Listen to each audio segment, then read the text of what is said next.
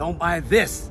Buy this. You don't want to buy the nicest house in the neighborhood. You want to buy the ugly house in the neighborhood. And here's why. You want to buy the ugly house in the area. So when you actually rehab it, when it's all done, it's worth the same as the house is already nice. So here's an example. You can buy a home like this for $800,000 in the neighborhood. But you can buy this for about $400,000. You can put $200,000 in rehab. By the time you're all done, you're in for $600,000. Now this house is worth the same as this. There's $200,000 equity in it. We call that sweat equity. So it's always better to buy the ugly house than the nice house. Okay, well, so yes and no.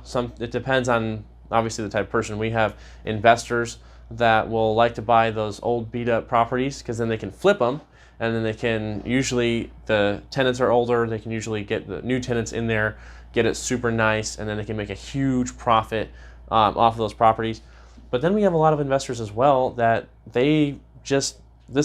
investing isn't their full-time gig. They make money doing other things, and they don't want to deal with all the headache that comes with finding the right contractors, getting a whole team together, and then rehabbing the property and taking that all the way through just to make another flip. They want something that it's already ready to go, the rents are already fairly stabilized, and then they can just buy and then have some cash flow and then just use all the different tax advantages and the benefits that come with owning real estate.